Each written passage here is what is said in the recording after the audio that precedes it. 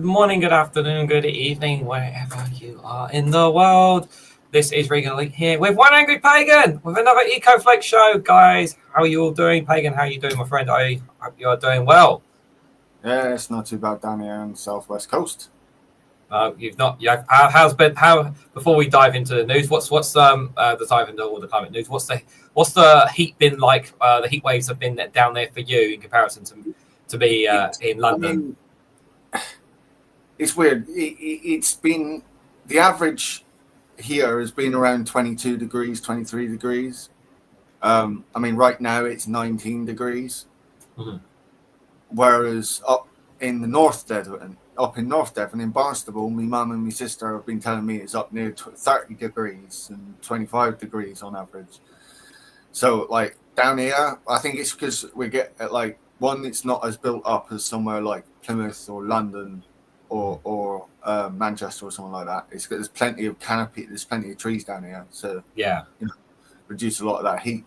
But there's a lot of wind that comes either straight off of Dartmoor or straight from the Channel or straight from the Atlantic Ocean. So either way, you're not feeling it basically like the rest of us. Yeah, it's not been as bad here in Torbay, which I am grateful for, but it's a bit confusing considering I'm further south than the majority of the rest of the country. Yeah, well, even today, like it's up to a maximum like 25 or so, but I can still feel like it still feels warm. That'll be the humidity in the air. Yeah, it's a right pain. I mean, I kind of wish I could. You know what? We've had, to be fair, over the past couple of nights, it hasn't happened during the day, but over the past couple of nights, we have had a couple of rain spots. We've had like a couple of rainstorms. So, yep. But to be fair, we've had some rain today. We had some rain last night here in London, and between I don't know how. Obviously, as I forecast on the Good Morning Show, there's lots of rain expected over the weekend as well, which is a good thing. Because it will keep the temperatures down. Yeah. But it's still going to be very, very warm there. Torchwood, Billy Kershaw, Witchigoff, Mithro, Jow, Billy. I think that's everyone who's in the chat at the moment, who's live in the chat there. Good to see you all. Hope you're all doing well. Guys, make sure you check out Jow's YouTube channel, Witchigoff's YouTube channel. And of course, my colleague here, One Angry Pagan's YouTube channel. Link for his is in the description as well, just for reference. So let's talk about something that I know you've been very keen to speak on, obviously, and we've both seen the speech from Ed Miliband. Was it this week or last week? It was last week, wasn't it? It was this week. It was this week, yeah. Day before? Yeah, it's very, very, very important speech, and that was obviously that Britain's way of life is under threat, and it couldn't be. Make sure it's the right time, yeah, and it couldn't be more clear on that here. Britain's way of life is under threat. Ed Miliband speaks on the climate change. So he's planning to do this once a year to address in Parliament the situation with regards to climate change, in particular of the UK and what progress the UK government is making and what steps are being taken, what measures we need to take, and how everyone can essentially do their part. What did you find when? Of course, there's a lot more to it than that, of course. But what did you make of the speech from? It was good. I mean, it's why, to be honest, personally, it's what I expect out of Ed Miliband. This is why I like Ed Miliband. I've spoken to him when I was still in the Labour Party. I've spoken to him on some of the party meetings that they did during the pandemic. Mm-hmm. And he was always really nice, a really nice person to speak to.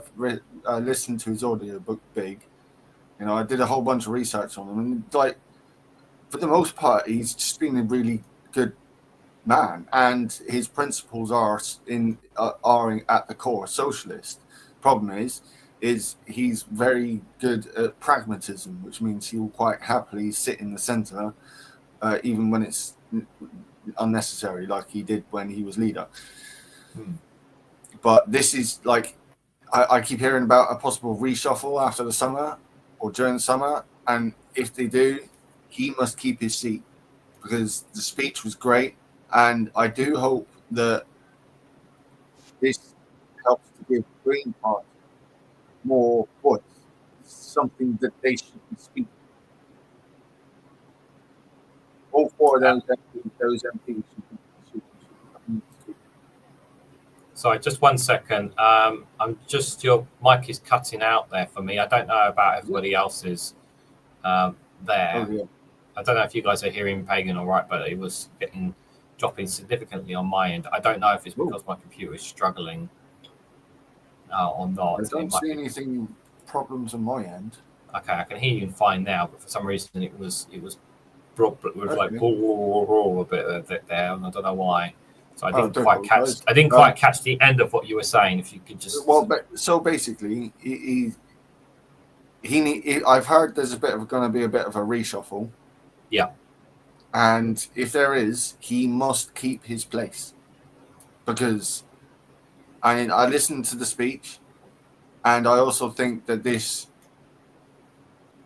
should give the Green Party more of a platform, especially for them to speak in Parliament. All four of those MPs should be in there, loud as fuck, in Parliament. And I think I only saw a couple of them. Well, it might be the case that it's possible that there might be the case that there needs to be other places as well. It's not always. I wouldn't say that the Green Party doesn't care about the climate, obviously. The Tories barely turned up. But I think the Greens to me right now are seen more as trying to push for equality rather than climate a bit more. Maybe that's just trying to win over voters. But just on Ed Miliband and you were saying about him, the possible cabinet reshuffle. I don't think there's going to be a change with Ed Miliband, because I think there were times where they were obviously the whole the carbon capture storage. Obviously, I think if I remember at the time, Ed Miliband wasn't keen on it from what we were hearing, but Ed Miliband, was very quiet publicly about it, didn't say anything, about it, and kind of just, he made his argument case and he didn't win that case, but he still kind of he wasn't like the stories that we've been hearing about the Labour MPs being suspended. I know I've just heard about Diane Abbott, and I'll have to talk about that tomorrow. But he's been very much staying in the inner circles of the cabinet and not doing anything to rock the boat. So there's no reason why he should move from his position anyway. And not only that, but he's been doing a really good job on this. I mean, when it comes to the carbon, the CCS stuff, I think there has been, from what I understand, there seems to be an economic argument that's been made. And as we will need a fair bit of concrete, carbon capture and concrete. One of the few areas that we can viably use the carbon capture and storage stuff, to me anyway, is concrete. And if we're going to be making new dams, new reservoirs and whatnot, then we're going to need plenty of concrete. And if we can offset some of the carbon with the CCS technology, depending on which version, then there might be some bonus to that. But I gather that there's jobs in it, which is the economic argument. At least this is what was explained to me. Yeah. I just want to say hello to more people coming in the account. Pete's Music, good to see you there. Counter Kev. Mifro, if I didn't say hello already. Alston Kidd, good to see you, buddy. Martin Brisk. I think that's everyone. I hope I haven't missed anybody who's in the chat. I think that's everyone I've covered so far. So I'll read a bit into this, guys. So the Energy Secretary, Ed Miliband, said Britain's way of life is under threat from climate change. As the Met Office said, extremes of heat and rainfall are becoming the norm. It's pretty much essentially what the other article was saying, so there's no need to cover it. He spoke during a visit to a project restoring a rare alkaline fen at Hinksey. Am I saying that right? Hinksey Heights in West Hinksey Heights. Hinksey Heights, yeah, that's the real reason you're here, to pronounce word I can't pronounce. With Environment Secretary Steve Reid ahead of a report in the latest state of the UK climate, published in the Royal Meteorological Society, an international journey of climatology. Thank you. The report shows the impact of human-caused global warming on the UK's weather, seas, people, and wildlife. So, from earlier springs, events in nature records warm periods in 2024, which have already been beaten again this year. The Met Office says that the UK's climate is notably different from just a few decades ago. Ed Miliband and Steve Reeve with Jeremy Briggs at the convention site. The report details the climate in 2024 and over the long term, highlighting how the UK has warmed at a rate of about 0.25 degrees Celsius a decade and is now about 1.24 degrees warmer than from 1961 to 1990. So for the first time, the report also found the UK sea levels to be rising faster than the global average. The Energy Secretary calls the findings a stark warning to take action on climate and nature. Ed Miliband is doing a visit to Oxford's nature site. Our British way of life is under threat, he told the PA news agency. Whether it is extreme heat, drought, flooding, we can see it actually with our own eyes. That is already happening and we need to act. And that's why the government has a central mission to make Britain a clean superpower and tackle the climate crisis. Of those who oppose Labour's green policies, he said, unless we act on the cause of what is happening, the cause of what is changing our climate, then we'll be betraying future generations. Conservationists told the ministers how the Fen, which is part of a national effort to expand the country's best freshwater habits, was helping to boost wetland biodiversity and sequester planet heating carbon in the atmosphere. And according to the report, Mr. Reeves told the PA it lays absolutely bare the damage impact on climate and people living in this country. Steve Reeves said the report lays bare the damage impact on climate change, but he said that through projects like the Fen, we're tackling the problem of nature loss and we're also tackling the problem of climate change at the same time. 1 year in Labour has been fiercely critical. Those two are the standout MPs from this first year. If I had to give two MPs stand out for at least 4 out of 5 stars, it'd be Ed Miliband and Steve Reeve. I have my reservations about Steve Reeve, but because I he's still like he pushed through. He like whereas former DEFRA ministers kept delaying the money and whatnot for the Badger vaccination, Steve Reeve did not. So that's my thumbs up on that front. Let me just finish this bit here. 1 year in, Labour has been fiercely criticised over its approach to the environment, including concerns around planning reforms, sidelining nature in pursuit of growth. The Environment Secretary defended the government's actions, pointing to boosting funding for sustainable farming and developing the nature restoration funds so that money from house builders move towards more impactful landscape scale projects. Yeah, the government offered in the budget £5 billion to the farming sector. That's the biggest injection of cash into the farming industry they've ever had. They still fucking complain. It really pisses me off. Well, it's mainly on the whole inheritance tax, isn't it? It's been jumped on. It's what it is, unfortunately. We've become one of the most nature depleted countries on earth, he said. The government is calling time on that decline. Yeah, I mean, I just I really hope that there's not a lot of time, and as the thing about and it's something that Counter Kev pointed out there is it, and he says it here, is why number one issue with carbon capture is that it gives a path for carbon dioxide executive producers to continue. That's my main gripe with carbon capture, because it gives oil and gas companies a kind of like a bit more of a carte blanche to continue doing what they're doing, because they can say, but we're carbon capturing everything, so we're not actually hurting the planet. This is why I did specify for concrete production. For me, it has only got. It's like hydrogen, right? I understand Graham Hughes's arguments against hydrogen. I really do. I agree with them, but there are niche uses for hydrogen. You don't have to use it for vehicles. There are the niche uses for it. It doesn't mean it's absolutely useless, but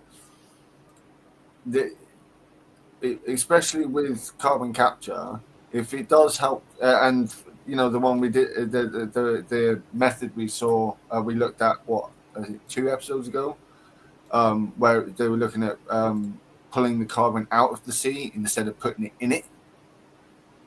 Yes, I remember that. Yes, we've seen is they're saying they want to like store the carbon under the sea, which to me is just a recipe for increasing ocean acidification. You know, like what? No, but the idea of actually taking carbon from the sea, now that I can be on board with. Yeah, I would like that. I would like to see a lot of these projects. The problem is a lot of money is going towards golden toilets and massive yachts and whatnot, rather than actually, going to very. Well, that goes to the argument I had with Steve McMurran last time, where he was saying that no one is doing anything, and I have to argue against that. It's not that no one is doing anything; it's that not enough people are doing. Yeah, I agree. It's the thing is we always hear more about the negative stories than we hear about the positive stories and the people that are actually taking action, and that's one of the issues that we don't talk about enough, about the good things that people are doing. Yeah, it's something that we don't hear enough about. Alex Adams, good to see you there. Ellie, good to see you there as well. Hope you guys are doing well. Hi, I can't hear a thing, Reganelite. I did the first step. I downloaded Discord. If you just there's a link in the description to join Discord. You can do that. It's completely free to join it if you want to give it a try, and then hopefully, if not myself or others, will be able to help you with it. It's just a case of playing a bit about with it. The volume should be all right now. No one else. I don't hear anyone else saying anything about the volume. Yeah. I'm still being heard. As Alistair Keir says, just try refreshing the page, see if that fixes it. There. So the next story, not even one angry pagan. Oh, I'm referring to pagan. Okay. Better carbon capture under the sea is a sea grass, says Countercav there as well. On that as well. I want to pick up this story that really infuriates me, and I need to read it again to kind of get my head around this story from Brazil, because obviously the most evil, well, I'll say evil, Brazil's Trump is currently in trouble at the moment, but the politicians are becoming problematic, shall we say. So the headline here, guys, is Brazil passes a devastating bill that drastically weakens environmental law.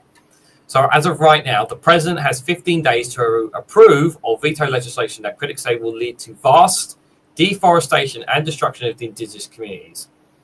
So let me read a little bit into the context here, guys, of what's actually happening here. So Brazilian lawmakers have passed a bill that drastically weakens the country's environmental safeguards, and is seen by many activists as the most significant setback for the country's environmental legislation in the past 40 years.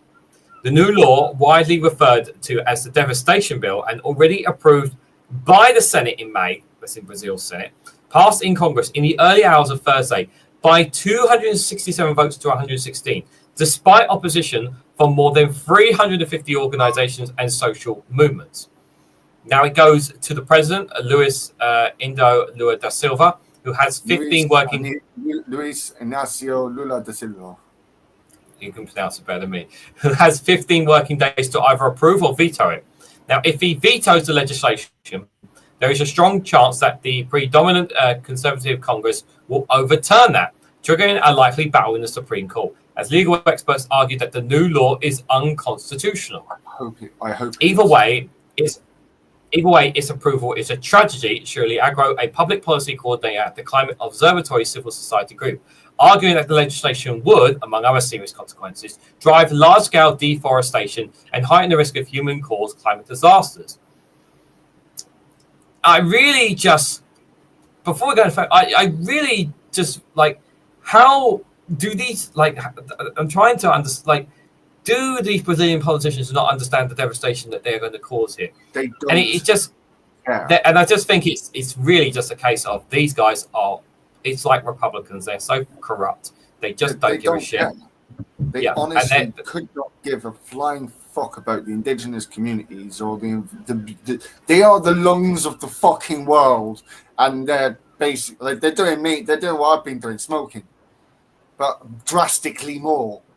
I don't think they've been smoking. I just think they've been taking a lot of money from oil and gas lobbyists, and the argument they've been making, which obviously it's not sitting with so many groups, and rightfully so, is that we need more farmland. We need more deforestation to help grow the economy, because this forest doesn't make any money for us. But if we cut it all down and build more farms, because that's what they're doing under Botswana. They cut so much deforestation in the Amazon rainforest to build more farmland, because obviously they could then create.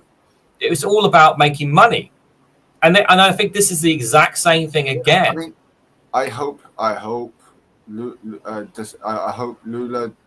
vetoes this and sends this into an argument that goes to the Supreme Court. I really want to see what the Brazilian Supreme Court thinks of this, because this is disgusting. I mean, Lula's record on this, like he was great in his last tenure. This cannot be allowed to go through. And I note what you read earlier with the conservative-controlled parliament or whatever, the Senate or whatever it is, Congress. Yeah, Senate. So already approved by the Senate in May. Social conservatism again. Once again, it doesn't matter what fucking country you go to, social conservatives will push policies that want to destroy the environment. 350 organisations and social movements there, despite opposition from it. Like they referred to as a devastation bill, and it is a devastation bill. It's essentially there. It's predominantly conservative Congress. To me, that tells me that it really does not matter which country you go to. The Conservatives are awful. They are evil. Yeah, absolutely ridiculous. Dave McGinn, it's good to see you there in the chat. Yeah, thank you, Alistair Kears, just provided a link here to his channel. Do check out the work they do, guys, on youtube.com/2davies. Ben Richards, good to see you there as well. Hope you are doing well. Hopefully, I haven't missed anyone looking in the chats. There's no precedent for how damaging this law is, she said, describing it as have several other environmental organizations as the greatest setback to Brazil's environmental legislation since the 1980s, when licensing first became a legal requirement in the country. One of the main points of criticism of the law is that it allows projects classified as having medium pollution potential to obtain an environmental license through a self-declared online form without prior impact studies or regulatory review. Previously, this fast-track process was limited to low-risk activities. So essentially, just allows them just to bypass, like, this is basically like to make basically this is reduction of regulations in order to meet more demand. Basically, comparison here is exactly what the Tories did with the water companies, letting them check their own fucking homework. Yeah, it's just the reduction of regulation. Like sometimes there can be too much regulation; it can hold up actually building stuff, right? Which is actually a problem. But that's why you make the regulation better, not just get rid of them. Like this again. I can't get away from it. Predominantly conservative controlled Congress. And this will affect about 90% of licensing procedures in Brazil, including those for mining companies and the vast majority of agricultural activities. Mining companies. There you go. There you go.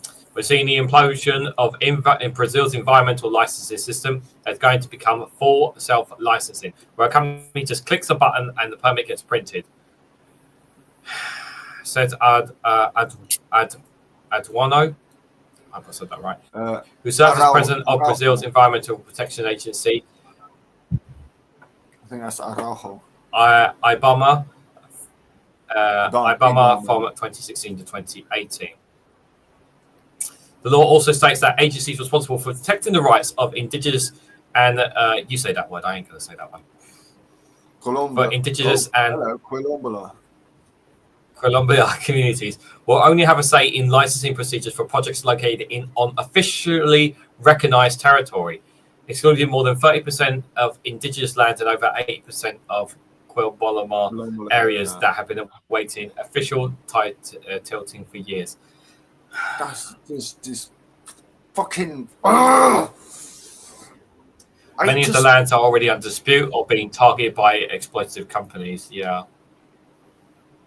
Describe the laws as the legislation or process of extermination of indigenous people. That's exactly what it is. Yeah. Just putting indigenous people at risk here.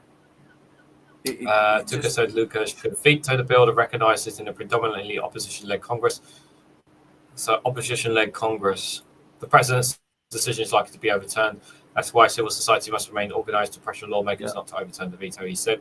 If the law does come into force, it is likely to trigger a wave of legal challenges as activists and legal experts argue that it violates the Constitution and prevents ruling by the Supreme Court.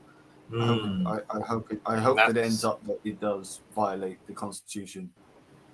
Like Lula's administration has to be daring enough to go against this. I mean, they're daring enough to stand up to Trump, so they should be fucking daring enough to do this. If they don't, I will be extraordinarily disappointed. Some activists have criticised Luna's administration for not doing enough to prevent the bill's approval. Resistance to the bill was primarily confined by the environmental minister, who described the burial of the environmental licensing. The law also creates a major embarrassment for both Brazil and Luna just months before the country is to host the COP30 in the Amazon in November. Fucking God. This is a Lula better fight this. Fucking Lula better fucking fight this, I swear. They're hosting the COP in fucking November and this is happening in the country. They have God to fight almighty, this. could you not? What the fuck? They're hosting the COP30 in the Amazon in November. And they've just the Congress and Senate have passed a bill. Oh, fucking hell!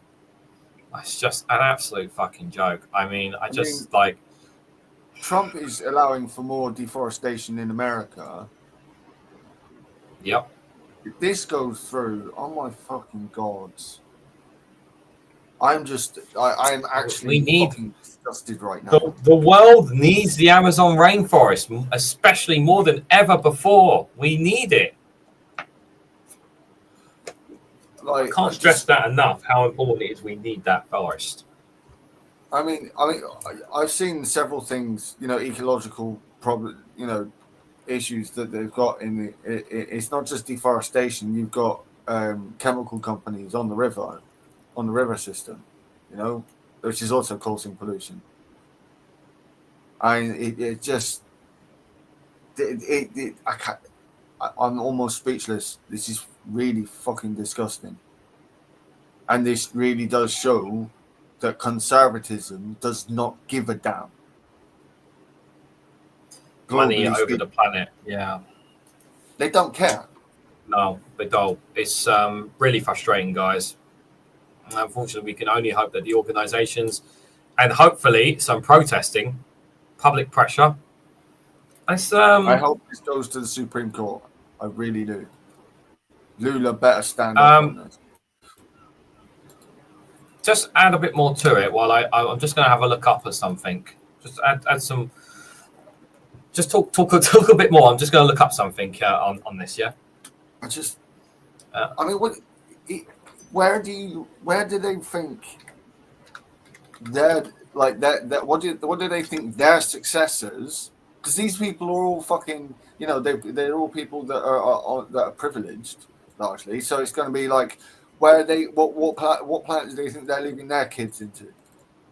It's like it's such backwards thinking, social conservatism. I mean, I know this. We're not supposed to really be talking about politics at large. It's more to do about the environment and whatnot. But this is directly related. Social conservatism is damaging for the environment.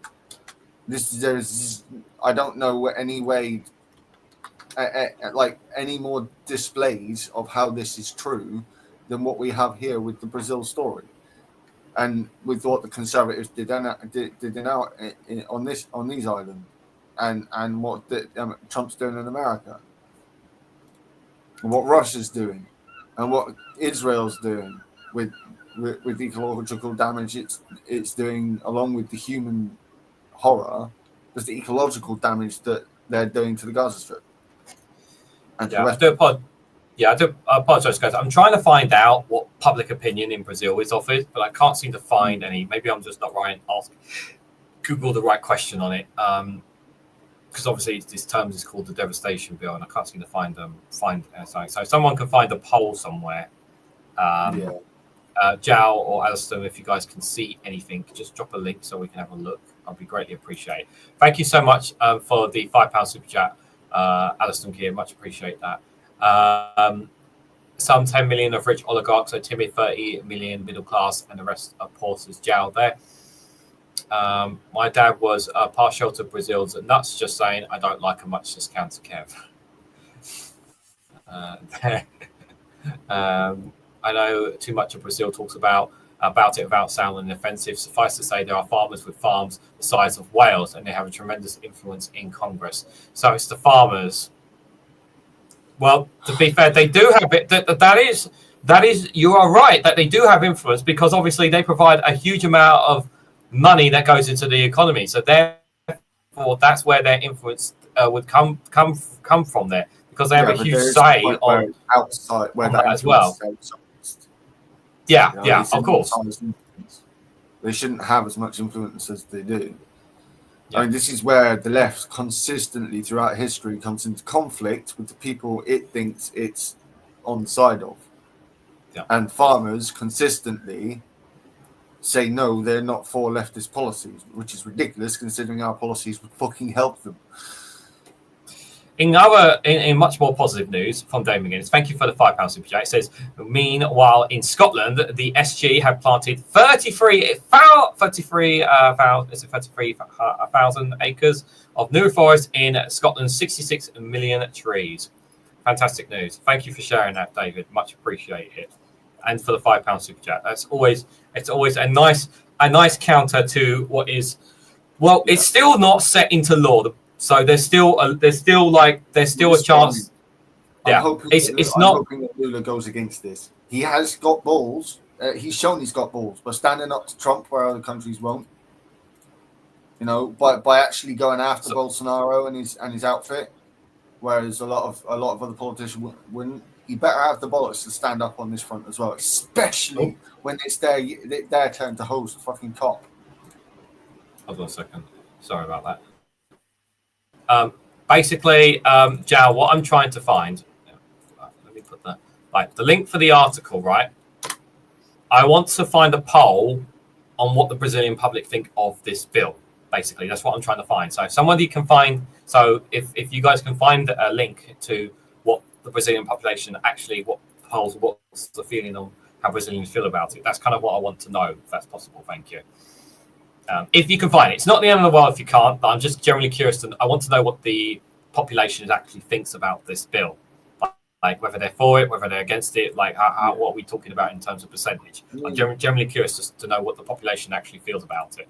So if you can find a poll on it, that's what I was looking for earlier, but I couldn't find one. But yeah, it'd be greatly appreciated. Right, I just think, let's... I think... Yeah, go on. When I think of Brazil, I think of all the documentaries I grew up watching, you know, with all the wonderful, fantastic species that live in the Amazon rainforests. And all of, like, it's just like, no, we don't see that beauty, we need the money. Fuck off. I mean, it quite frankly disgusts me, this bill. Well, but like, and it just sounds daft, but it's, you know, everyone is struggling, obviously, right now, ever since COVID. No economy is the same as it used to be. And obviously, people on the so-called far right and whatnot, people have been taking advantage of the situation since COVID. And, you know, some people out there need to understand that, you know, we're talking about the planet here, you know, and like I understand and I understand this point that there are people in the world that are struggling. I accept that. I may not know a lot about Brazil and Brazilian politics in any way, shape, or form, but I know there are people that are poor. I know there are people that are struggling. I know that there are people who want to be better off. But we're talking about, you know, deforestation in one of the most important one of the most important rainforests on the planet here. Like it just I mean, it's not just the rainforest; it's the river itself. Yeah, and then the rivers all around the world are getting smaller as well. It feeds many other sources, and it's fed by many other sources. The ignorance and greed on display here, as again, is just quite frankly disgusting, and I really don't think Greta Thunberg had the right words. I would have gone a lot further. Yeah, it's the same. It's the same old short-term profit motive, which I'm sure. Yeah, that's exactly what it is. Absolutely. It's ultra capitalism in the end. I mean, it's not like we on this planet haven't learned how to do, restorative farming when it comes to wood. You know, like we can plant, as long as we don't just plant monoculture of trees to cut down, we can keep continuing to use wood as for fuel or paper, but we don't have to do it in such a destructive way. No, we don't. Right. I think we've covered it extensively, guys. Pagan, you wanted us to talk about this. We briefly touched on it briefly this morning. Tell us a little bit about Alaska and the tsunami here, because the headline here is an Alaska tsunami warning had residents scrambling for high ground after a 4.3 magnitude earthquake here. It's very scary right now for people in Alaska. The Cascade, the Western America going up, going through Canada into Alaska. Yeah, that whole area has had prehistoric landslides or earthquakes that turn into that have massive landslides that create massive tsunamis as well. Like this is a part of the world where they really do have to be careful, and the whole cutting of funding to EPA. And I mean, we saw this with Texas with the floods as well, where they refused to actually pay to put in the warning alarms and whatnot. Yeah. And there are fears on this for this kind of natural disaster as well. And again, I will say Cascadia, which Alaska is the northernmost part of, it's unstable. It's been prehistorically unstable as it is. Where did the quake originate to cause the tsunami? I'm sure it will tell us here in a moment. On it, I can't quite remember because I didn't. I was kind of skimming through it when I was doing the Good Morning show, so I apologise. I don't. Thanks for that. Pagan, I don't know if you can just copy and paste what Alison Keir has just have a look at that for me, please, while I just read some of this. Communities along a 700-mile, that's 1,127 kilometers stretch of Alaska's southern coast ordered residents to higher ground after a powerful offshore earthquake on Wednesday. But officials quickly downgraded and then cancelled a tsunami warning for the region. There were no reports of significant damage. So they were reporting a really high tsunami, but they downgraded it and then cancelled the tsunami warning. Apparently, it's more. The main thing with this is that it's a very serious warning. That part of the world, that they have to consider the fact that they have to assume that it's the worst case scenario, and then it's so everyone just take no chances, basically. And then if it's not, then they'll say once if they're absolutely certain that it's not, then they'll say to people, okay, it's not, you can return to your homes, basically. I'm just having a quick read through here. Yep. Of the overall on this. So it's saying that 70, and this is Globe Scan, I think. Yes, Inside what the week, Aniston found, yeah. 74% of Brazilians say that deforestation in the Amazon rainforest is a very serious issue. So a good 74% of the Brazilians as a whole say that deforestation in the Amazon rainforest is a very serious issue. Yeah. So, I mean, that's a great start. It says people in Brazil are overwhelmingly concerned with about deforestation in the Amazon rainforest, with nearly 3/4 expressing serious concern, while 22% say the situation is somewhat serious. Women, those with low or average incomes, and people living in rural areas are most concerned. Cattle ranching, agriculture, and legal and illegal timber logging are significant drivers of the destruction of the Amazon rainforest, despite efforts by the new government in Brazil to change course. Deforestation in Brazil's Amazon rainforest continues to increase. Right. So, according from that polling, so a high percentage of Brazilians are against, obviously, deforestation.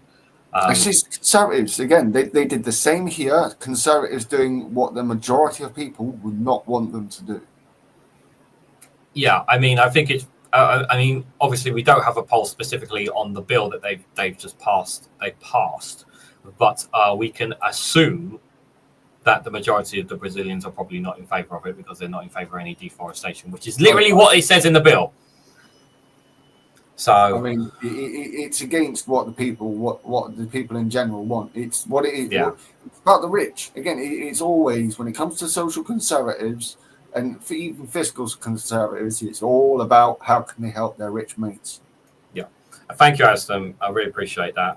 I wanted a specific poll on the bill, but that's about as close as you can. Yeah, it's better than nothing, and I appreciate it. I appreciate you looking for it. I really do. Right, coming back to this, guys. So the earthquake was a preliminary magnitude of 7.3. It was struck at 12:37 p.m. local time south of Sandport, a community of about 600 people on Popoff Island. If I said that right.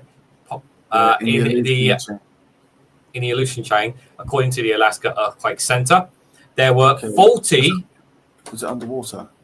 That's why if it was underwater, it'd be different. There were 40 aftershocks detected within the first 3 hours, the center said.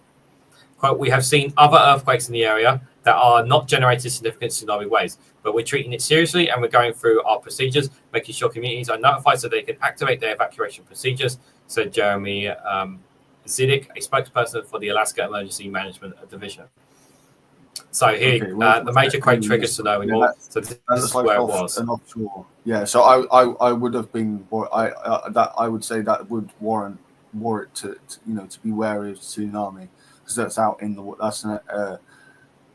That's an underwater earthquake. Just going off of that there. Yeah, that's pretty devastating. Like, I mean, if you're living on any of those islands, I don't imagine too many would be, but man, that's pretty scary. You see this coast stretching from Anchorage all the way down into it. Yeah, that's exactly. That's exactly what I'm scared. Down to Junio? You mean down that way? Yeah. All the way from Anchorage all the way to Juneau, and then all the way down to California. Right, that whole coast is Cascadia. Right, so an earthquake there could very well have sent water. Could very well have sent a tsunami. Into Cascadia, rather than the other way around.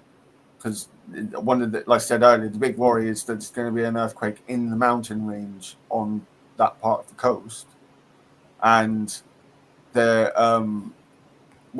even where that one is, like, it could, if it had been powerful enough, it could have sent a tsunami coming in from the sea straight into the Cascadian coast.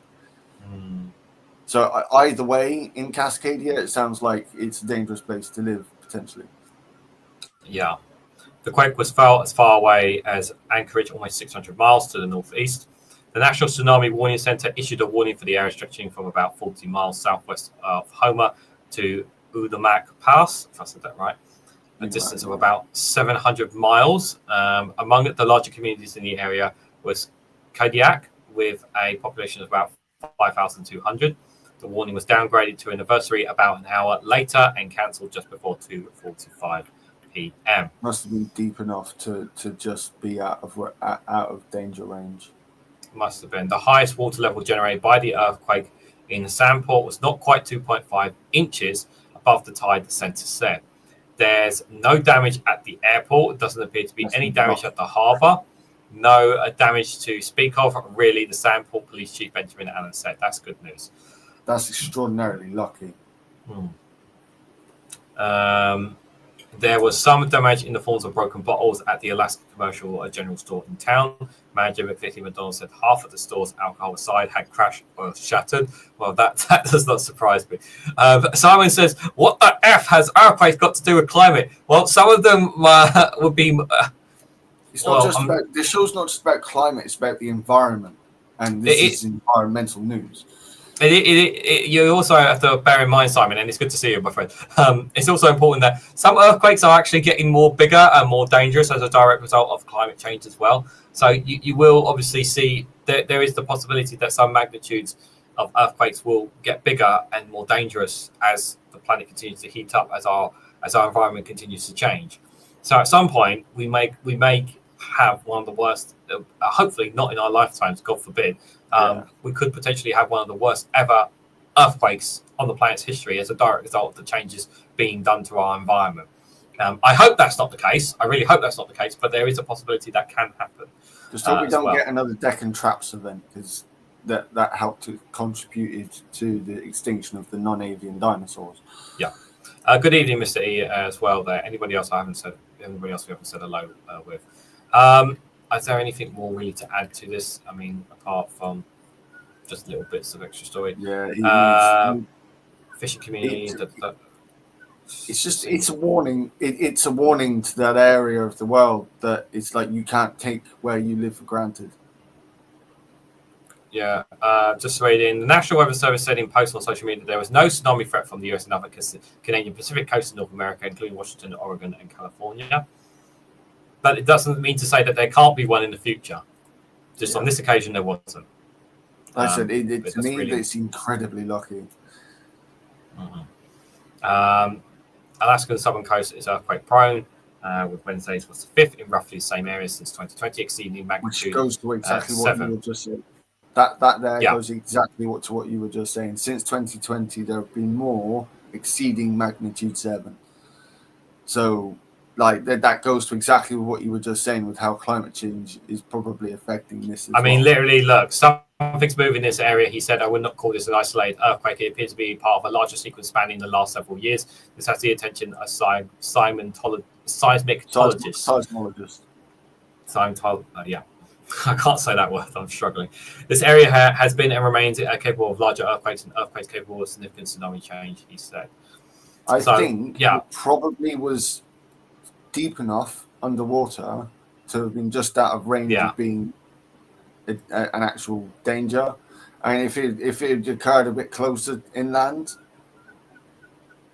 or if it had been bigger as a whole, or happened at a higher sea level, a high underwater sea level, like that, it could have been incredibly devastating. As I said, that whole area is on the northern end of the ring of fire. So this is what it looked like before, guys, apparently, and this is what it looks like now. This was literally this picture was taken literally yesterday. There's a bit of a difference there. Yeah, a little bit of a difference. So when it does just a few. I mean, to be fair, that picture was 2013. That second picture, I just want to point out there for reference. Anyway, I mean, Jal says. I just want to say, Jal says Texas uses the money that was given to them to build early warning systems to subsidize other stuff and call it the Obama money. And the Christian camp lobbied the authorities to build the camp where they did. Mm-hmm. They asked I mean, I know it's harsh to say it, but the idiots caused it themselves. Voting in people like that who are going to make these decisions. I mean, they didn't call it the Obama money, they called it the Biden money, but that's besides the point. They still went and spent it on stuff that it wasn't meant to be for. The money was given to them specifically to upgrade their warning systems. Yeah, and they didn't. And now now you still got fucking Marjorie Taylor Greene in the Senate saying, "Oh, we need to ban chemtrails." Conspiracy theorists. Oh. Yeah. Well, they're a bit busy right now complaining about Epstein. So, so they're a bit preoccupied at the moment, aren't they? Too busy fighting among themselves.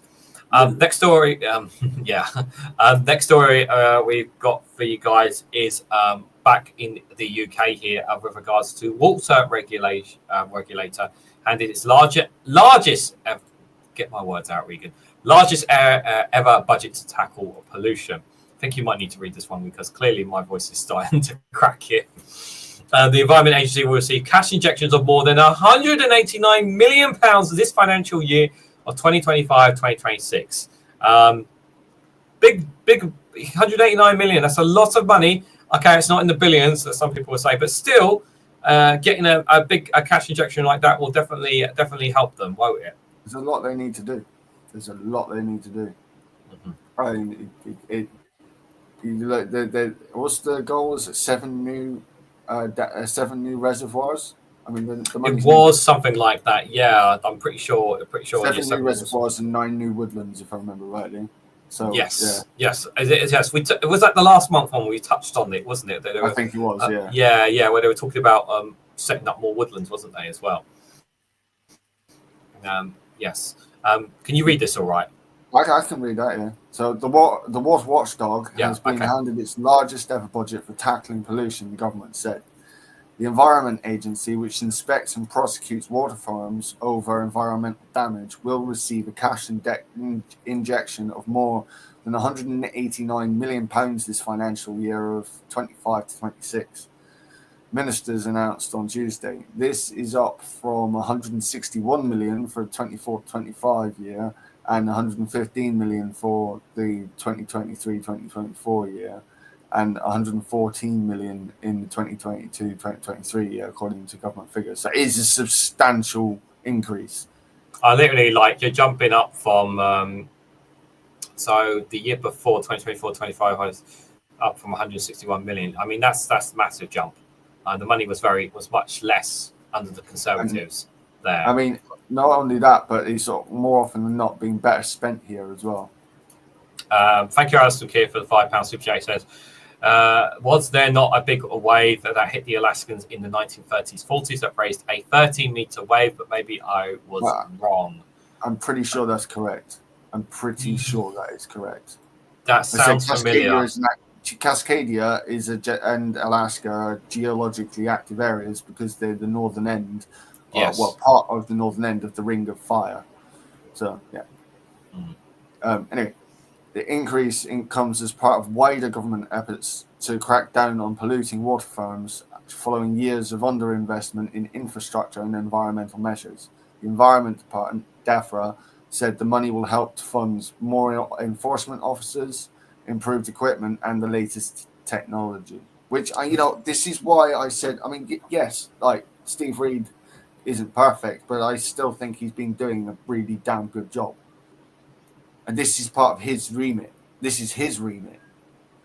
It's the technology for me is the key thing, is utilizing the latest and newest technology to help us to combat the environment as best we can, because there are so many things that technology can do to help reduce technologies. New filtration technologies. The better, using better piping. I mean, people would say, well, that's not technology. Well, it is. It's for irrigation and whatnot. That is technology. Mr. E has the solution to all of us. All we need to do is control the weather. Simples. Yep, that's it. We just need a weather. We need to build a weather control system to control the weather, and that's it. Simples. Well, according to MTG, we already fucking do. So why are we not using it? Yeah, this is what I mean. This is why she's insane. Anyway, DEFRA says the funding increase comes from the charges for water firms rather than the increase in money paid by taxpayers or other government departments, which I said months ago this was coming, and I had people telling me, oh, no, the taxpayer's going to pay for it. I said, no, the government's setting aside so that the money directly comes from the fines, basically, of the water farms. because they're still continuing to do it, and then now they're actually getting they're being fined a lot more. Yeah, I just wish our water bills were not going up as a result of the fuck ups that they made. I kind of wish it went out of their own pocket. True, personally. but at this point, given the point, I mean, we could have piled this more on them if this was dealt with, say, 10 years earlier, but it wasn't. So we have to deal with the situation we have now, unfortunately. Anyway, so yeah, it comes from the charge for water funds rather than the increase for the money paid by taxpayers or other government departments. DEFRA Secretary Steve Reed said that the public are furious about sewage pollution in our rivers and lakes and seas. Yeah, no shit, Sherlock Holmes. I think everybody's kind of established that already. Well, yeah, but like you got to remember that the newspapers are constantly popping out shit that says otherwise. Oh, I know. So, and considering how many people are willing to still believe those rags, it's good that they're doing this. Like it's simple as it is as self-explanatory as it should sound. To a lot of people, it just doesn't matter, which is ridiculous. But yeah, this government is cleaning them up. He says, including the biggest boost to enforcement in a decade, paid for by the water companies responsible for it, which is fucking base. Can we get Conservative MPs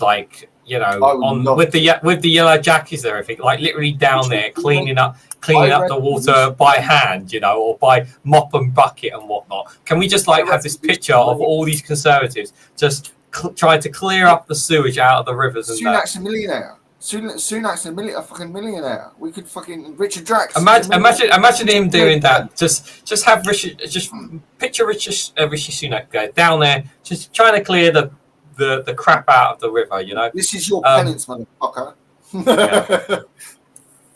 Dave McGuinness is just pointing out in the 1930s, the tsunami reached a height of 30 meters, 100 feet in the Avavika Bay, and elsewhere on the peninsula's coast, wave of 6.3 meters, that's 21 feet, and 63 meters, 207 feet. Yeah.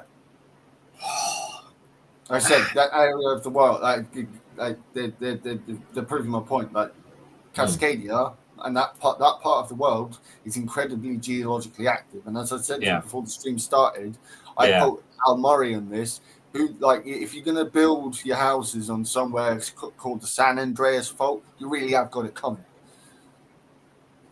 Well, either you build very high stilts, or you build a wall around you and hope it doesn't get knocked over. But that won't protect you. Build on a fault line. What is it with you? Just don't build on a fault line. I don't understand it. Well, let me ask you something. What about those who live in Pakistan right now, who suffer tremendous amounts of flooding as well? What's their solution apart from building up? Well, again, it's a case of looking at the most geologically stable part of the land and building there. It's a case of actually looking at thinking about where you're building rather than just going, oh, we need to build higher. Oh, we need to build more insulation. Whatnot. You actually need to take a look at the geological layout of the land rather than just going, oh, look, there's a flat piece of land. Let's build there. Or there's a hilly piece of land. Let's build there. It's because you actually have to really pay attention to this. Just build on top of the mountains, guys, and you'll be all right. It just might be a bit cold. Environmental science is so important and is so overlooked these days. You'd think it wouldn't be, but when I ask people about what they know about environmental science, they know the basics, and that's about it. And oftentimes that's only from people my age, because we were taught about it at school from primary school age. Thank you. That's one of the good aspects of the last Labour government. Because we learned about this stuff in the school, and it was very in your face in school. Recycle, reduce, reuse. Talking about environmental changes. This was in primary school, so yeah. If there was at least one good thing that came from the Tony Blair government, generation of people that are more aware. Yeah. Our changes give the water watchdog the resources they need to tackle pollution and clean up our rivers, lakes, and seas for good. Minister said the Environment Agency has agreed to deliver on efficiency targets over the next 3 years. So they're not just saying, 5-10 years time. No. This is within the next 3 years to ensure that money allocated in the recent spending reviews targeted towards frontline delivery and enforcement, which also goes to something I've been saying for months now, that even though the budget might have gone down a bit, the money is being better. It's being better targeted and better spent. Yeah, and the fact they're saying in the next 3 years, so this will be in the majority of their time, obviously depending on whatever happens at the general election. This isn't something they're just going to lay off till the next parliament. So that's good there. The environment the watchdog has saved more than £23 million during 24-25 through efficiencies, Deborah said. Yeah, that would be the Tory cuts. The Environment Agency has welcomed the new level of funding, with a spokesperson saying, as the environmental regulator for England, we are here to protect and support and improve the environment, including our rivers, lakes and seas. Increased funding is enabling us to transform our approach to regulating the water sector. Finally. Reacting to the increase, Unambiguous, Professor of Law at King's College London, said the move was positive, given funding for the watchdog was halved in 2011. Who was in charge in 2011? There was the coalition. Oh, Lib Dems, don't you think we forgot about you? Oh, Lib Dems, they think Tories. Fucking Tories again. Oh, don't forget the Lib. No, never forget the Lib Dems were in bed with them for 5 years. I know, but I also know that the Lib Dems protested to a fair bit of what the Tories were doing. The problem is they didn't have the majority. They didn't have the majority in the coalition. That's right, but they chose to get in bed. They did choose to get in bed with them. True, but I would still argue that not all those decisions are entirely down to them. I feel so much bad, Dave McGuinness, for that. As Frankie Boyle says, we will sit on our mountains and watch you drown. We won't let you sit with us and watch you cry. Yeah, see, I can say we don't have mountains down. Thanks, David. we do have lots of really big hills. So where, as I said earlier, where I am, 285 feet above sea level, I'm fine. The good news is I can swim, so that gives me a chance. I can swim too. That's the point you raised there, Regan. So that does help us. That's where we are at the moment. He said the sector needs investment in infrastructure to clean up the country's waterways, arguing that cannot be done when 35% of our bills go to pay banks and shareholders at privatised water companies.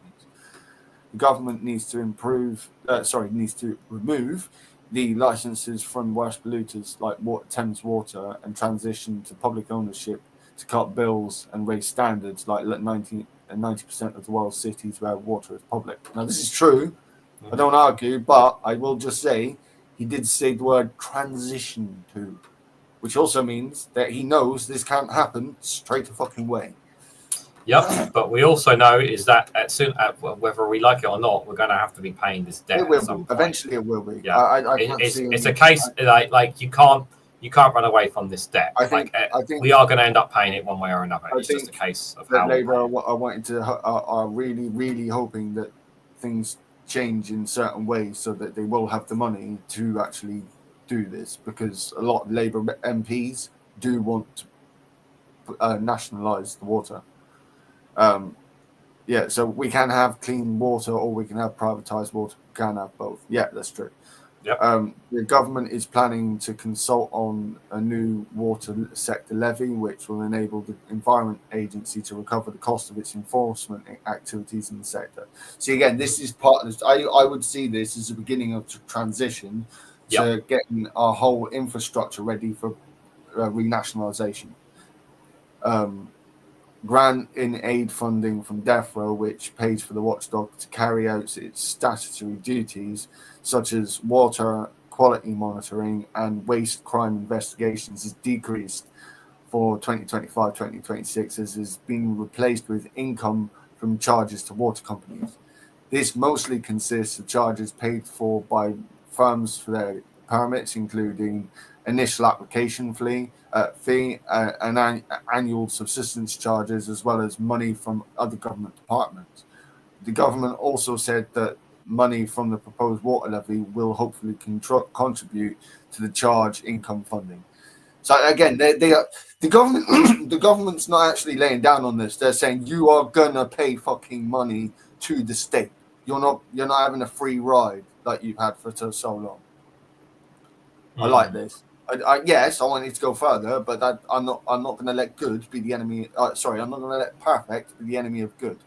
Yeah, just because I want better. 10,000 inspections of water company assets will be this year will be launched. A record 81 criminal investigations into water company pollution incidents since July 2024.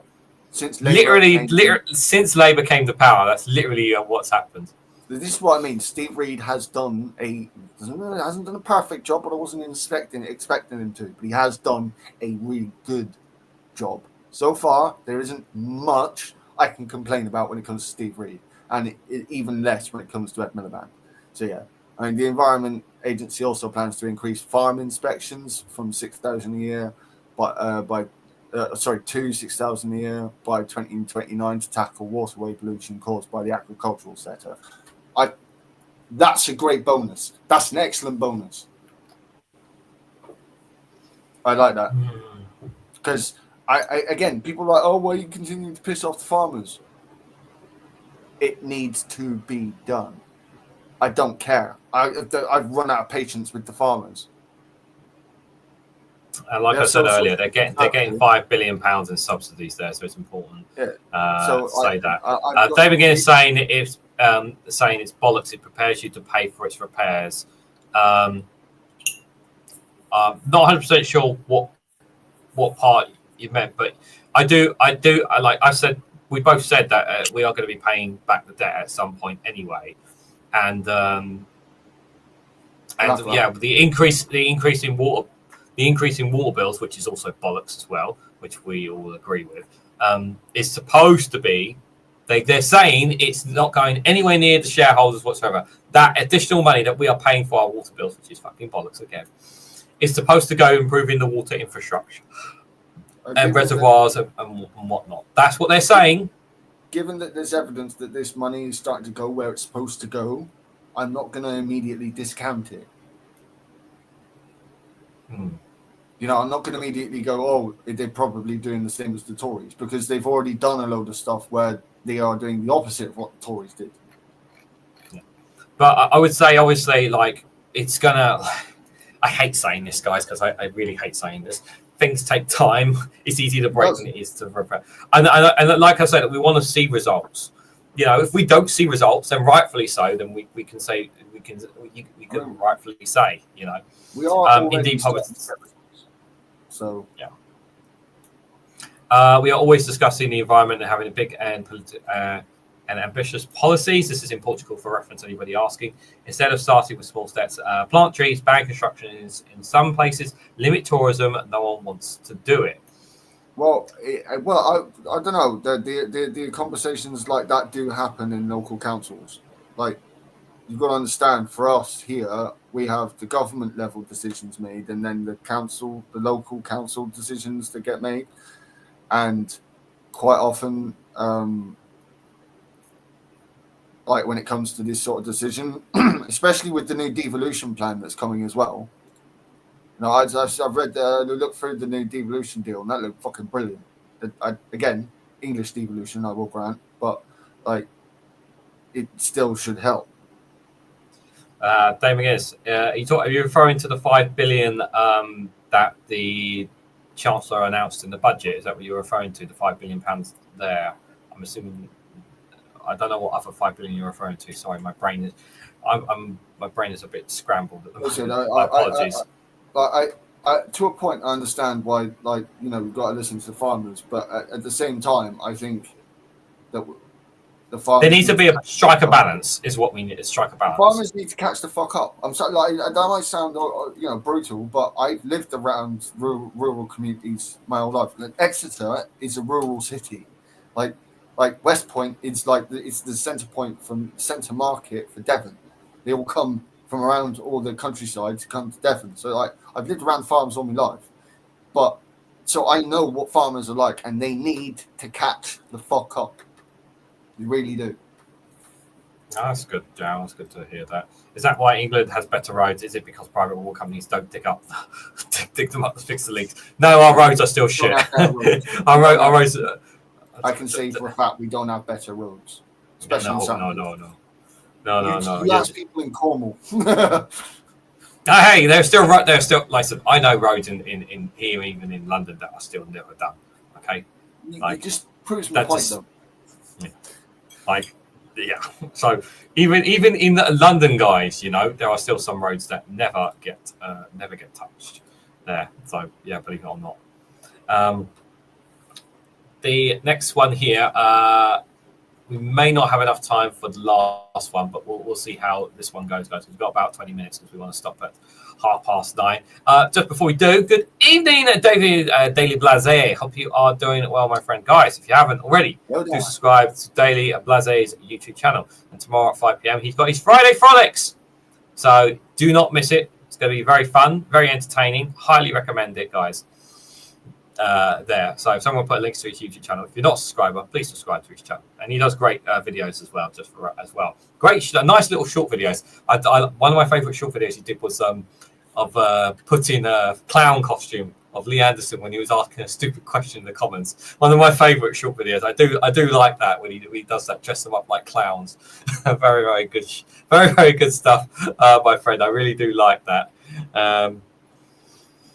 Living in a country where water is in public hands, this one cracks me up, says David. Yeah, I'm so glad you've got. Yeah, I'm like generally mean this. Like, I'm glad you never had never happened to you guys in Scotland. In all seriousness, you know, yeah, it's just a terrible bitch in charge of the country in We're fighting for it. We're fighting for it. Yeah. So this one here is an unambiguous signal to curb emissions, and now a long-lost aerial photos reveal the evolution of Arctic ice shelf collapse here. You can see this this photo here, and we'll come into it in a bit here. So on the right-hand side, you have a photo from 1966 there, and on the left-hand side, yep, an entire ice sheet, and then in 2022 there, you can see such a contrast there. It's called the Wordy Ice Shelf. The wording, or at least it was called the Wordy Ice Shelf. It completely collapsed in the 2000s. So that's how much it has changed since then. I mean, wow! Like, and people wonder why I go on about sea level rise, and I'm like, because the solid water is becoming liquid again. Mm-hmm. Yep. I mean, like just this photo here. Like, hello. Like, is this not like again? Yeah. Like, we're not talking like a small piece here. We're talking a huge amount of land here. Absolutely insane amount. So researchers from the University of Copenhagen have found decade-old aerial photos that are helping them better understand the collapse of the Arctic ice shelves. Antarctic. Yes. I know. I'm off it today. The photos offer an unparalleled data set that could also improve our ability to predict sea level rises and influence how we approach climate action. So on November the 28th, 1966, an American flight crossed the Antarctic Peninsula south of the southernmost tip of Chile. The plane was there to map the Antarctic landscape using a camera that may have been borrowed from the US Navy. The plan captures shots of the worded ice shelf, a once prominent part of the western Antarctic Peninsula located in the Marguerite Bay. Marguerite Bay. Once upon a time, this ice shelf, made up of multiple glaciers, covered an area of around 2,200 square kilometers. That's 849 square miles. So I mean, it's kilometers. But as of yeah, we're talking huge here. But as of late 1980s, it started to retreat, and by the early 2000s, it was almost completely gone, leaving behind a small few individual shells. An outcome of this loss was that the plug that held a lot of the glacier's ice broke off, contributing to sea level rise. Thankfully, the worded ice shelf was comparatively small. Yes, comparatively compared to like. My mouth is so dry. I'm trying, guys. Thousands of wide ice shelves that there are, but it was still fucking massive. Yeah. This has amounted to a rise on the scale of millimeters. However, there are more ice shelves in the Antarctic that could collapse due to climate change. Two in particular, Ronnie and Ross. are thought to hold enough ice to produce a sea level rise of up to 5 meters, that's 16 feet. The average length of the salt I'm not playing this video, guys. The reason why I'm not, the only reason why I've watched this video, the only reason I'm not playing it is because it's AI voice messaging, and I don't want to give AI videos any credit whatsoever. Platform. Yeah, don't platform the AI. We don't platform AI videos, and you can tell, and I can tell it's an AI because of the way the person was talking as well, and there's no person on the screen as well. This will not be a remote incident either. It may feel like a long way away, but these two ice shelves melt, then the sea level rise will be felt in places like Northern Hemisphere too. This is where the newly discovered photo of the worded ice shelf can be so useful, representing a valuable first data point in the study of the ice shelf collapse over the subsequent years. The team behind the research has... Sorry. Yeah. That's all right. You need... What? Alex has... What on earth are you saying there? The team behind the research has used the images... Sorry, say that again? Sorry, it's incredible scientific data to now have access to. I mean, there are other pictures, don't get me wrong, but this is fantastic for research into climate change, and we can see how this might happen on the large, as it's saying here, on a much larger scale. Yeah. Alongside a vast archive of old aerial images and modern satellite observations to show the collapse of an ice sheet and a constant process over a long period of time. This offers important insight that can help improve our understanding of these large icy structures and the mechanisms behind their demise. Moreover, it can be used to inform computer models to predict the sea level rise so we can prioritize how to adapt to climate change. Quote, we have identified several signs of incipient ice shelf collapses that we expect will be observed in other ice shelves. But perhaps more importantly, the data set is giving us a magnitude of pinning points that can reveal how far advanced a collapse is. The lead author, Max Dungard, a postdoc from the Department of Geoscience and Natural Resource Management at the University of Copenhagen, said in a statement, quote, it's a completely new tool that we can use to do reality checks on ice shelves that are at risk of collapse or already in the process of collapsing. The historical aerial photos we analyzed were with a technique known as the structure for modern photogrammetry. I hope I said that right. Photogrammetry. Which allows scientists to reconstruct its ice thickness, its surface structure, extent, and its flow velocity all the way back to the 1960s. What did this? What's wrong with me today? I'm sorry, I don't know what's wrong with me today, guys. What did this tell them? It was already assumed that the wording ice shelf collapsed due to warmer atmosphere. And at the same time, scientists believed that meltwater lakes had formed on the ice surface, which contributed to its disintegration. But analyzing the photos revealed that so I'm sure that's not right, does not seem to be the case. Instead, the new research suggests that the main melting occurred under the ice, where the sea and the shelf met. And I have to remember also as well, because our sea level, the water is actually, the temperature in the water is also melting. Therefore, that is also contributing to the ice melting as well. So where ice is melting under. It's the feedback loop. The more the ice melts, the warmer the sea gets. The warmer the sea gets, the more the ice melts. It's the feedback loop that we were taught about in school. Our findings show that the primary driver of a worthy collapse is rising sea temperatures, which have generated the melting beneath the floating ice shelf. This research is already a significant impact on our understanding of ice shelf collapse. The tentative conclusion from our findings is that the ice shelf collapse may be slower than we thought. And this means that the risk of very rapid development of violent sea level rise from melting in Antarctica is slightly lower, based on knowledge from studies like this one. Study author Andres, the assistant professor at the Department of Geoscience and Natural Resource Management, has added. But there is another side to this. Quote, it was already a super tanker that needed to be turned to store the melting of ice in Antarctica, but our data shows a collapse process that is even more protracted than previously assumed, said Bodjak, and his and Diok, and this longer process will make it harder to reverse this trend once it has started. This is an unambiguous signal to prioritize halting greenhouse gas emissions now rather than someone in the future. I get that and I agree with it, but the problem is that that's not how it's going to happen. Like everything will happen in a gradual sense. Like completely stopping greenhouse emissions right this second, it's not going to happen. We have to work with what we can actually do. I would rather that we just immediately stop to move to it, but we do need to set up the infrastructure first.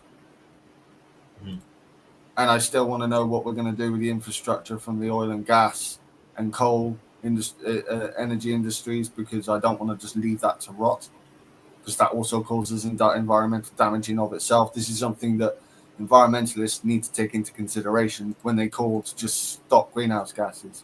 We need to change the infrastructure. What are we going to do with the infrastructure that's left behind? Yeah, well, somebody tells me that I'm worried. I've got a feeling that knowing the human species, they will probably abandon it and just leave those rigs out there rather than disassemble it and everything. This is what I mean. This is where I want us, I want us to actually take action on this. This is something that needs to be actually thought about, and it won't be thought about unless there's enough people out there shouting about it. So I'm hoping that people will join me on this in warning that it's not just about moving to different energy. We need to think about what we do with the old infrastructure that's left that will continue to cause environmental damage, because it won't just stop.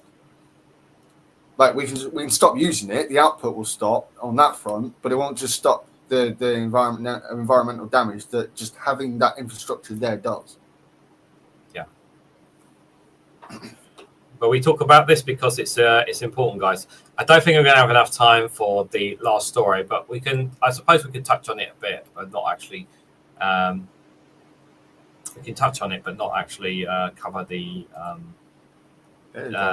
cover it. Yeah, we've got a little bit of time to have a look at it. Here, this is the headline for it. The amount of lead in bullets. The amount of lead in bullets. The amount of lead in bullets is to be restricted in a bid to reduce environmental damage. The rules could also stop lead from contaminating soil and leaching onto rivers when guns are discharged. Is this in the UK? Sorry. Yes, this is the UK. Yeah. So it's to announce significant new restrictions on lead ammunition, aiming to safeguard British wildlife and waterways from its harmful environments. The Environment Minister, Emily Hardy, confirmed the measures will prohibit shots with over 1% lead and bullets exceeding 3% lead content. Consequently, ammunition fails to meet these new thresholds and will no longer be available for public sale. Those specific exemptions will apply. Let's have a quick look. Interesting. Yeah. Government says it aims to legislate the restrictions by summer 2026, following a 3-year transition period to give the shooting and hunting sector time to transition to more environmentally friendly alternatives. I just I'm sorry, but when they say shooting and hunting sectors to transition from environmental friendly alternatives, I'm just thinking that doesn't feel compatible to me. Maybe that's just me. You got to remember, we're still doing culling for deer. Yeah, I mean, the badger there are more badger vaccines going on. So as time wears on, less and less badger culling licenses will be continued. Then no new ones have been added since Labour came in, and as the licenses run out, there will be no new ones added because again Labour have added to the badger vaccine. So it's more about the deer culling more often than not, or the rich doing their pheasant hunting. But I will say Labour have outright banned all versions of fox hunting in this country. All versions, whether it's that trail hunting bollocks or actual hunting foxes, it's banned. Yeah. I like how Kev says, just a thought, but how about reducing bullets? Yeah, that would be great if there weren't so many bloody wars taking place across the planet as well. That would be really great. But yeah, just Yeah.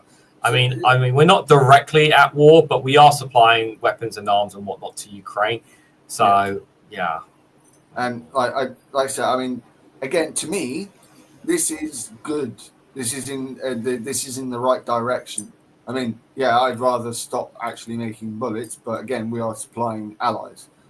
Yeah, I mean, if I'm, I think, I would like maybe bow and arrow instead, but that might be more painful for the animals. In fact, the bows and arrows, considering the way things are right now, are actually more expensive to mass manufacture. Why are bow and arrows more expensive to manufacture? Because of the environmental regulations we've got around wood, and we don't want to be using so many plastic crossbow arrows because of that kind of contamination. I would have thought it would have been cheaper because of how much. Well, because the environmental damage that comes with mass manufacturing crossbow arrows using plastic or 3D printing them. It's still going to leave behind microplastics. Yeah, that's true. Like to me, a proper crossbow arrow is wood, or crossbow bolt is wood, or wood and metal, which is it's just there's a reason why we moved on to guns. It's just more efficient.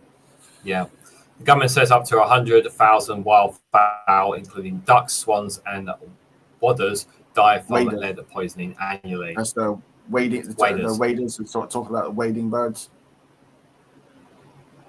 It claims the new restrictions could help prevent the release of 7,000 tons of fields, forests, and wetlands each year as well. This is a good move. It's a small. It might sound small. It's a good move. Oh yeah, anything that saves lives, protects wildlife, protects the environment, like small things make big impact. It also found that around 40,000 birds of prey, such as red kites and white-tailed eagles, are at risk from ingesting lead through carrion. Yeah, from the dead carcasses, essentially, like that. These bullets have a wider environmental damage than people would think. This is why I think there should be a concerted effort to do more searching for unexploded bombs in this country, as they found out in Exeter a few years ago. We have concerned about proposed reclassification of larger carriers to include .243. This risk adversely affects around 60,000 deer stalkers and could have serious impact on the national deer cull, which affects road safety, food production, undermines government environmental priorities there. And the one thing it doesn't list in that thing to do with deer cull, like the overpopulation of deer, as I said before, has larger environmental damage. They strip trees of their bark. They ruin the environment around them if their populations aren't kept down to a certain level, and we've just let them run wild. To be fair, there are already not enough people willing to cull deer, which is why I'm constantly going on about reintroducing the wolf and the lynx. You can't just have the lynx. The lynx don't hunt enough. You need the wolf as well, which would also bring down the need to use guns in this country to cull the deer, which would also bring down the amount of bullets being shot into animals. So, like, overall, introducing wolves would just be better. Lead-free pellet shots have been available for ages. Steel, bismuth, and tungsten-based shots for domestic use and pest control have been proven. Always another conversation. Lead conversion. Lead is the least. So yeah. Thanks for that.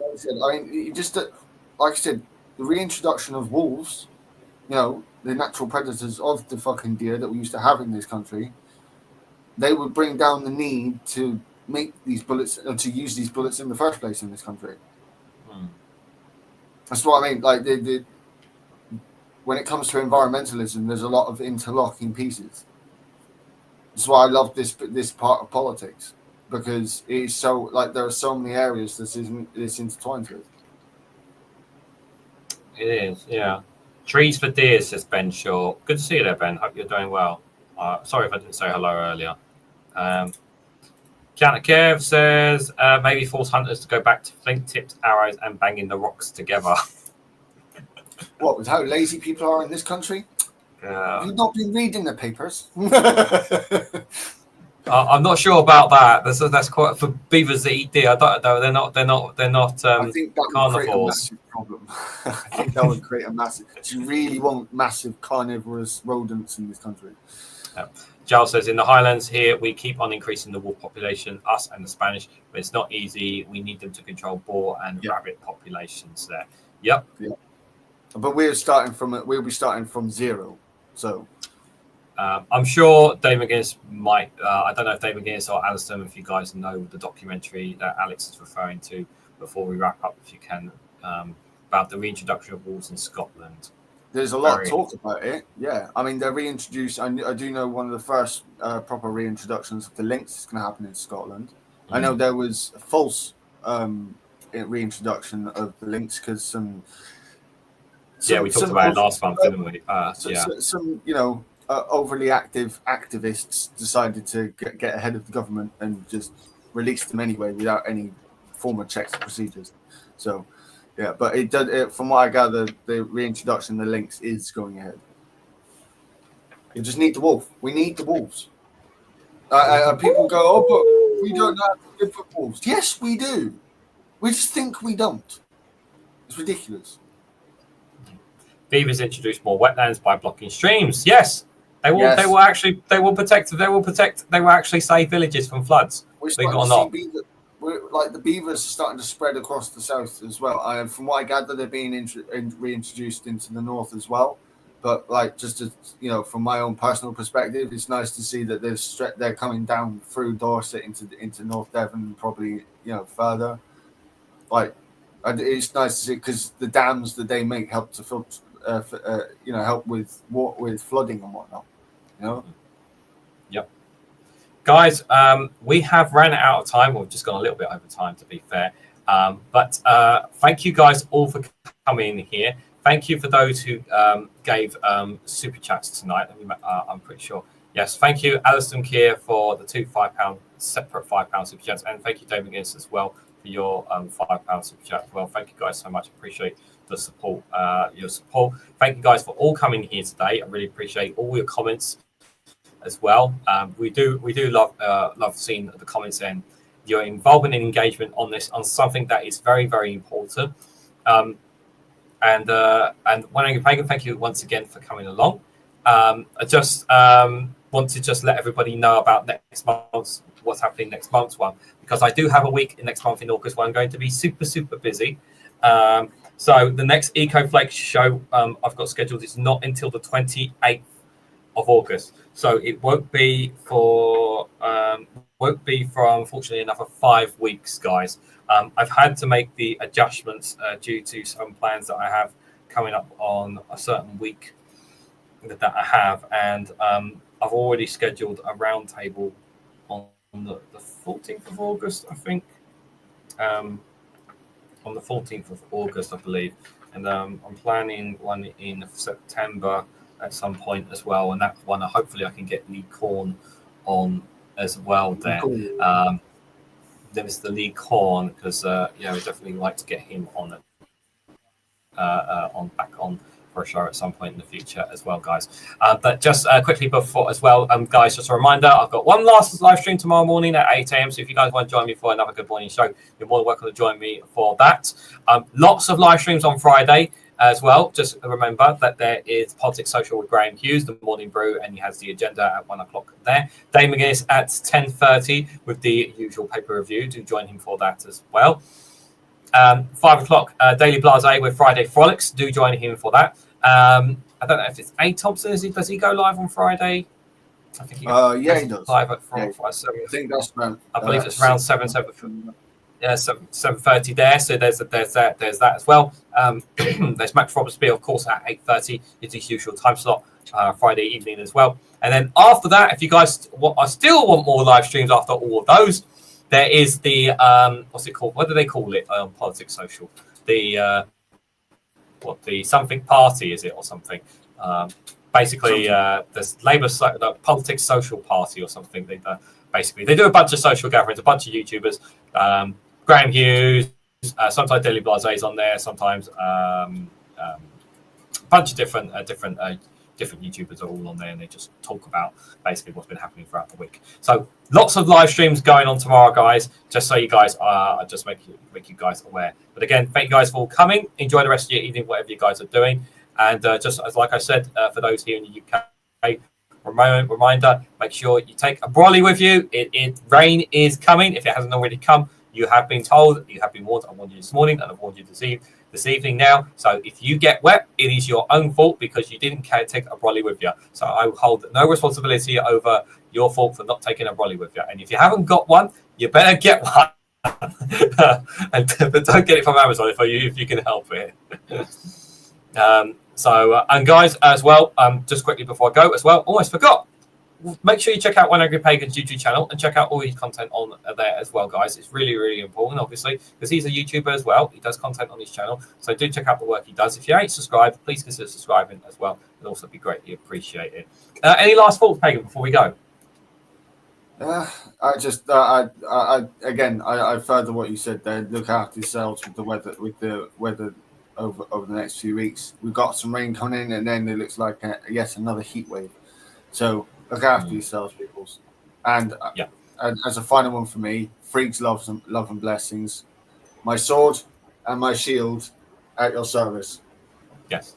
I've been told it's getting hot again. It will get hot again, Ben. But right now there is a massive rainstorm coming. Most parts of the UK, and that's because you haven't been watching the weather reports. You haven't been on my Good Morning show, so that's why you don't know. Richard Grumpy Kit, good to see you there as well, and anybody else as well who were lurking in the chats as well. But yeah, take care, everyone. Thank you all for coming along, and goodbye. Not that one. I've got to click that one, isn't it? Yeah, that one's ended live stream. All right. Bye.